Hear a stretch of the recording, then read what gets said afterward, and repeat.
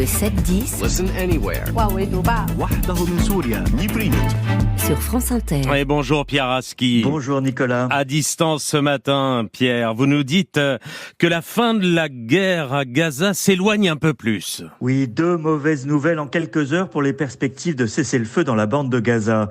La première est venue du Qatar, qui a décidé de se retirer de son rôle de médiateur en accusant Israël et le Hamas de ne pas être intéressés par un accord. Sans le Qatar, il n'y a plus de canal de discussion avec le Hamas et donc pas de cessez-le-feu, pas de libération négociée des otages israéliens.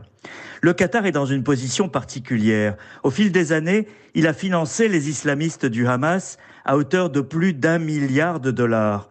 Mais il l'a fait avec le feu vert d'Israël et des États-Unis. Le quotidien israélien Haaretz rappelait récemment qu'en 2018, le Qatar voulait couper les vivres au Hamas, mais qu'Israël lui avait demandé de continuer. Il préférait préserver Gaza et le Hamas en contrepoids à la Cisjordanie et au parti Fatah de Mahmoud Abbas. Ce paradoxe est souvent ignoré par ceux qui mettent en avant leurs affinités idéologiques. Mais c'est aussi ce qui a permis au Qatar d'être un intermédiaire et de recevoir à Doha aussi bien le chef de la CIA américaine que celui du Mossad israélien. Ça a permis le seul cessez-le-feu accompagné de libération des otages en novembre l'an dernier, mais rien depuis. Et pourquoi, Pierre, le Qatar prend-il cette décision maintenant ? En faisant ce coup d'éclat, le Qatar refuse de porter le chapeau de l'échec persistant des négociations.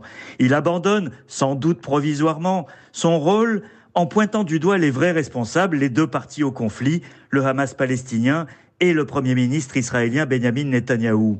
Il se dit prêt à revenir uniquement si les deux se montrent sincères dans leur volonté de négocier. De fait, la coïncidence entre cette annonce et l'élection de Donald Trump n'est sans doute pas fortuite, même si les dirigeants du Qatar avaient laissé entendre leur intention avant le vote.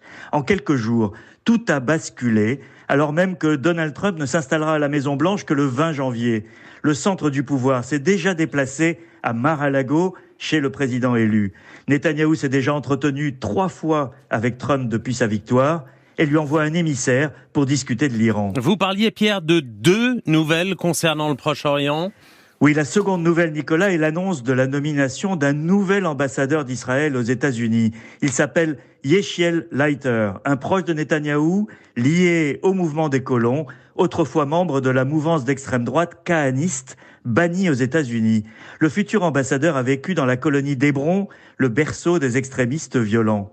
Ce choix pour représenter Israël auprès de la future administration Trump envoie un signal sans concession. Le futur ambassadeur incarne une politique de poursuite de la colonisation, y compris l'annexion de la Cisjordanie et le refus catégorique des 2 États, soutenu jusqu'ici par Joe Biden.